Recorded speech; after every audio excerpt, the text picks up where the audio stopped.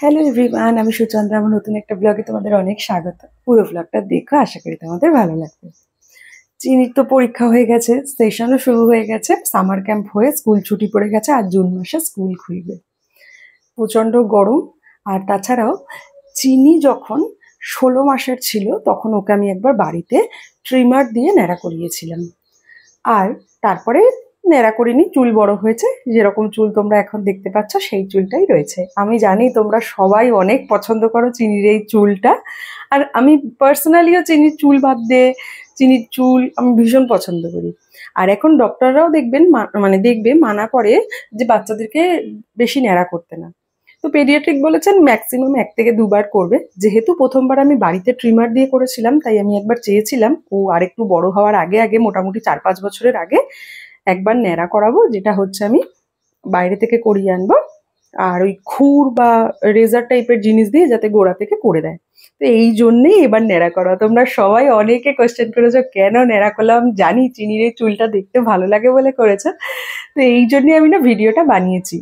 যাই হোক, চিনি প্রথমে নিজেও একদম হেয়ার কাটিং করতে চাইছিল না, তাকে অনেক কনভিন্স করে নিয়ে গেছি। আমরা যেখানে থাকি পাশেই একটা ছেলেদের যে সেলুনগুলো হয় না, ওখানেই নিয়ে গেছি।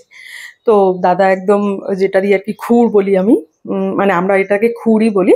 তো ওগুলো সব স্টারাইল করে টোরে যেমনি করে আর কি, মানে হাইজিন মেনটেন করে সব করে আর কি উনি রেডি রেখেছিলেন। সন্দীপ সকালে গিয়ে বলে এসেছিল, তো আমরা চিনিকে খাইয়ে দাইয়ে নিয়ে গেছি।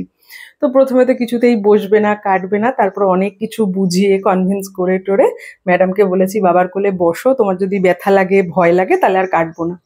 তো যাই হোক, ফাইনালি অনেক কিছু কনভিন্স করার পরে ওই জন্য গায়ে কাপড়ও দেয়নি, বলছে আমি ওসব কিছু দেবো না গায়ে। বললাম ঠিক আছে।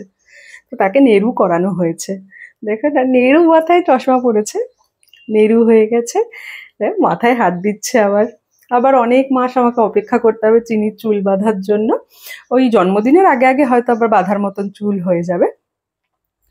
ম্যাডামের স্কুল ছুটি, আর তার মধ্যে আবার টাকলু করিয়ে এনেছি, কিছু স্পেশাল খাবার দাবার তো দিতে হবে।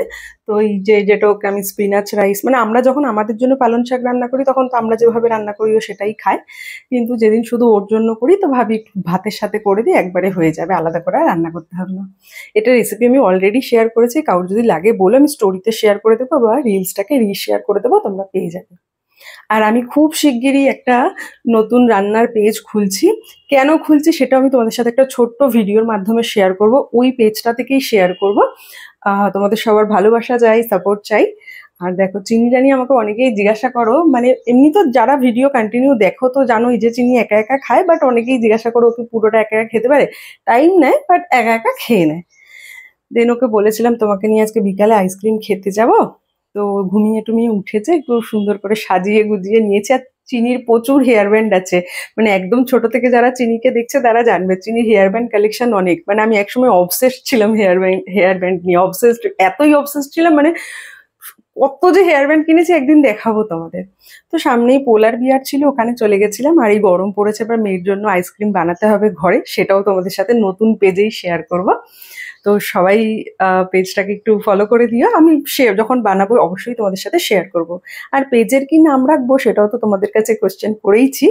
আমি সবার নাম তো আর মানে দেখে একসাথে রাখা যাবে না, যে কোনো একটা নামই চুজ করতে হবে। তাই প্লিজ আগেই বলে দিই, কেউ রাগ করো না।